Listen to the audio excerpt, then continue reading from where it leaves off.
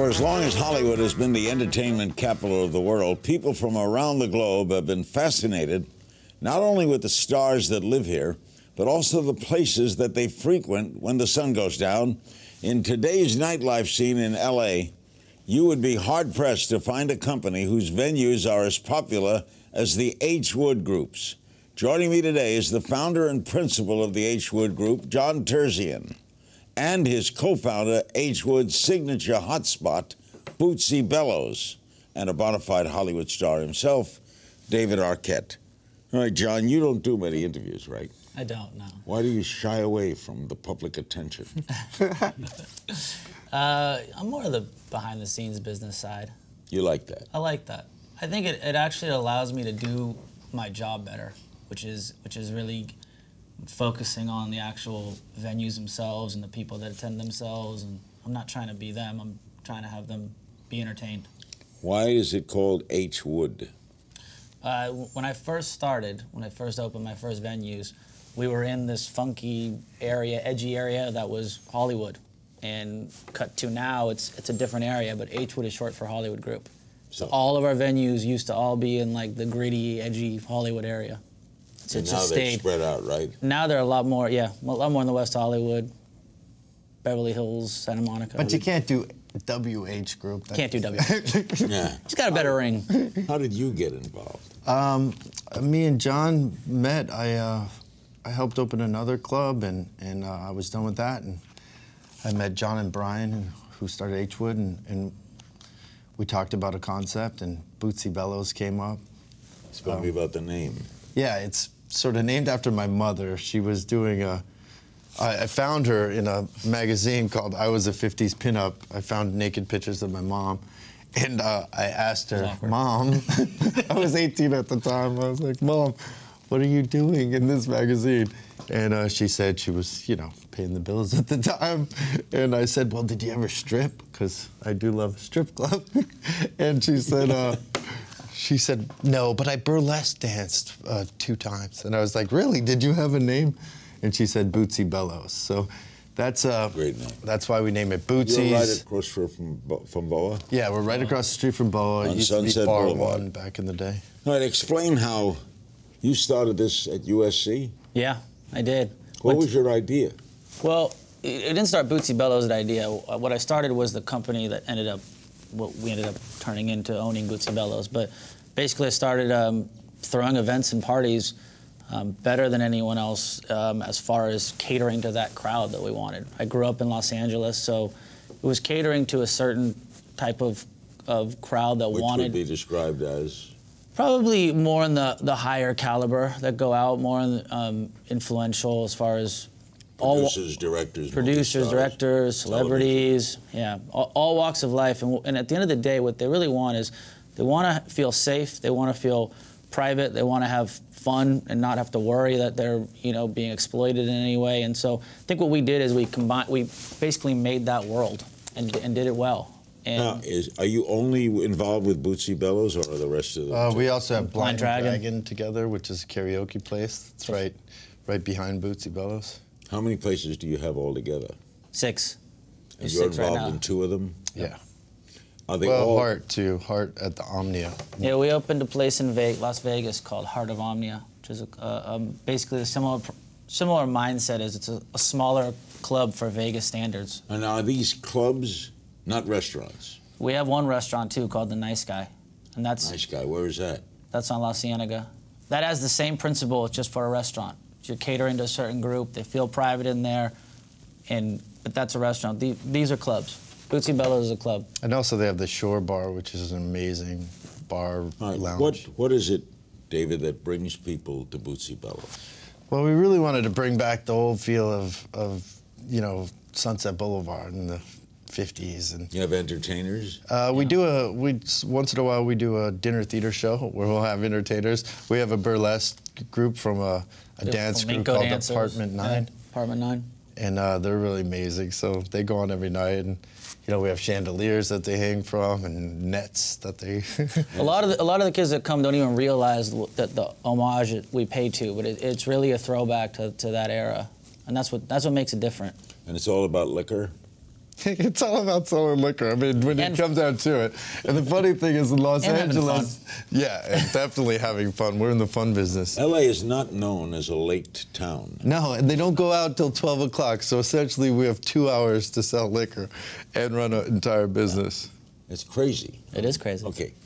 How do you must have paparazzi at all these spots. Yeah. But people, a lot of Hollywood stars don't like paparazzi. There's ways of getting in without. We have private entrances at every one of the places. So they have so the paparazzi oftentimes stands out there. They have no idea who's in and out. And some people don't care. They'll go in and out. Some don't care. I walk out and they don't even take my picture anymore. They're like, damn. Yeah, they Ever do. entertained? Yeah, we have puppets at Bootsy's because it's just fun. It sort of brings the child out in everyone. And we have these crazy puppets, and we'll have them dance around. And, you know, it's really fun. You don't advertise, do you? You don't buy television spots? Or No. So how do you We actually purposely don't advertise, yeah. How do you get the first group to come? You open a place. How does, you know? There's a big network of, like, people, like the cool kids in town that have all their friends. Obviously, you pack a place with the hottest girls in town, and men are soon to follow. And how do you get the hottest girls in town to go there? Well, Think about the dinner. what we usually do is prior David, are you here with us, David? I'm here. what we usually do prior to actually opening to the public, we usually do a series of private events for, you know, X, Y, and Z influential person. So a producer, you know, you want to do a dinner party and cocktail party. We have you and your private friends, and we kind of add on to that, invite our friends, and it's usually kind of a 2 degrees of separation thing. And so word of mouth is better than any advertising you can buy. Are they all doing well? They're hopefully The doing 6 places and Vegas? They're doing well, yeah. Absolutely. Yeah. Have you had failures? I've had massive failures. What do you mean massive? Well, one time I lost everything. I had to move home with my parents. Wasn't very cool. Clubs? Yeah, wasn't very cool. But you rebuild. What kept you going? I think what kept me going is I love it.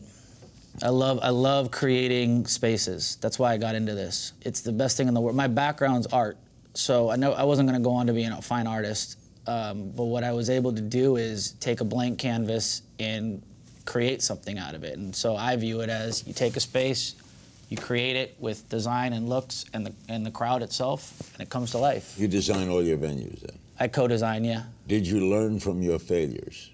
I learned majorly from my failures, yeah. You think twice about certain things you make a mistake about. Like what caused something not to work? Example, like what would happen? You know, and it's very similar to the film business. You could think that you have something great on paper and it turns out not right. I think the #1 cause of failure is the deal itself before you get in. So simple things like rent or simple things like construction can put you over the top. You can't ever get back out of it. Do you have investors? So our partner is Hakkasan Group. They're our sole investor. Sole investor. Well, originally then, we had different investors, but we paid them back, which is unheard of. Unheard of in this business. In this business. And then we have different investors for, different investor for Nice Guy and a different investor for Blind Dragon. So we definitely have other investors, and that's usually partly strategic. It's nice to know you're involved with charities too, right? Heavily, yeah. We both are. But I'm heavily involved with charity. Well, I've always been. I think you have been too. I've always been. What I've found in the last few years is I'm able to really utilize my business side to help charities. So fundraising or awareness. So, I'm heavily involved with Children's Hospital and Imagine LA, and you can bring in what I do on the business side. So people that, have a high net worth. So you fundraisers. Get what, proceeds, or you conduct fundraisers at your places? Yeah. Or offsite. Or offsite, yeah. I threw a big one at House of Blues recently that David was a part of, and we both give quite a lot. House of Blues is going to close. It is. I think we were the last event there. Are they going to build a condo? Are they not rebuilding it? I have no idea. I don't think so. I thought that. How important is location?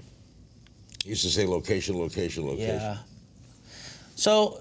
It's important. It's important. It's very important. It's important. It's a big X factor. I think we can throw an event anywhere. You give us a space we can throw anywhere, but permanent location is important. And where we are with Bootsy's is like this little nice hub. You know, you've got Boa, you've got Soho House, our other bar, Blind Dragon. There's like a little bubble of activity. So it's key. What makes a place hot? Having Arquette walk around with puppets. That's hot. There's a restaurant in LA called Craig's. Yeah. It's on Melrose. We're good friends with him. Yeah. And Craig's a great guy. He has been packed since opening night. Absolutely. He never had a test opening. Right. Yeah, but he also ran Dantana's forever, right? Yeah. He was it's relations. It's relationships. And it's hospitality. We're in the hospitality business. So you learn, like, you know, what people need, and you take care of it, and you know, show them a good time. It's relationships, though. Because, you know, when I want to go to Craig's, I don't even know the number or anything. I text Craig. That's what people do to us. Don't you have to be, it's on site, though? Yeah. Now you got 6 places. How are you on site? I take a car. I have a car take me to all the places every night. Every night. I usually pick 2 or 3 of them, and I go to them every night. What about your 2 places? Yeah, I'm typically at Bootsy's or Blind Dragon, but... What if you get an acting job somewhere and you got to go to Tokyo? That's part of it. We count for that. Yeah. You just kind of have to do it because it keeps you out there. Do you like the business end of show business? I do. I mean, you know, there's hard parts of it. The whole judgment thing, the whole, you know, but it's a waiting game. You stick it out. You just can't give up. All right, now let me tell me about, give me the other places. Nice Guy. The Nice Guy. Where is that? It's on La Cienega. It's a great restaurant. Seth Meyers goes there when he comes in, right? A lot of people go there. He doesn't mention any names. And what's the, you don't mention names. Nah, you like to keep it What's the specialty of Nice Guy? Food-wise, probably the meatballs and there's 2 things, duck banh mi pizza and the meatballs. You gotta try the meatballs. I go, where? I'll go. I didn't hear of it. Come on. Does it have a big sign, Nice Guy? No. No, a little sign, subtle. Little sign in front. How much is a seat? 82. And there's a little private table in the kitchen, mafia table. How did you name it Nice Guy? You know, he's the nicest guy. One of our partners, this guy Adam Corral, he actually kind of coined it. At one time, I was told that you're not going to get ahead in this business without being a nice guy, without being a good guy. Good idea. So I was like, if I ever do somewhat get ahead, I'll name it. I do want to mention John Sofio too, because he works on a lot of the places. He's an amazing designer. He's our designer. Building. Builds all of our places. Do you make it so exclusive that you can't get in? It's really hard to get in. I mean, the thing is, if you're a lot of guys, it's especially hard. But the thing is, people don't come out till 12 o'clock, so then it's bottlenecked at 12 o'clock. If you come there at 10:30... 12, except Nice Guy. You talking about... Nice Guy, you just make a reservation. Yeah. It's just but the bars, it's a late spot, right? Yeah, but if you come early and you don't have a bunch of dudes with you and you dress nicely, you're most likely going to get in. It's when everyone waits till 12 o'clock and then there's a huge line. And at that point, you want all the hot girls in. They're not exclusive in a pretentious way. They're all just based on relationships and network. But you can always book a table. Okay, what do you have planned? I've got to come out to this. Yeah, come on. I'll come. We have to make a Larry puppet. Yeah, We've got to. All right, what's going to come in the future? You're not going to stop here, right? Oh, no, yeah. We have several plans. We're opening more. So we have Bootsy Bellows in Aspen as well. It's the first club that Aspen's had. Yeah. Wow. We opened it a couple years ago. We're opening it in Canada. We're opening it in Atlanta. Middle East. This is tremendous. Yeah. I'm really impressed. Yeah, it's fun. You got to devote your life to it, though, right? It's basically a part of the life. Just another. You can't go running. You run out every night. You can't have a family, right? We both. You know, I'm engaged. He's got a family. They just have to balance it. Yeah.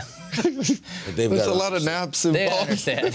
Bootsy Bellows comes first, right? Oh, no, not necessarily. We actually throw events around the world under the Bootsy Bellows name, so Yeah. they often come with us. So, Super Bowl and F1, it's a Bootsy Bellows everywhere. Coachella with McDonald's. I'm coming. Come on, let's do it, Larry. You got it, guys. Thanks. My thanks to our guests, John Terzian and David Arquette. For more on their venues, visit hwoodgroup.com. hwoodgroup.com, and you can always find me on Twitter at Kingsthings.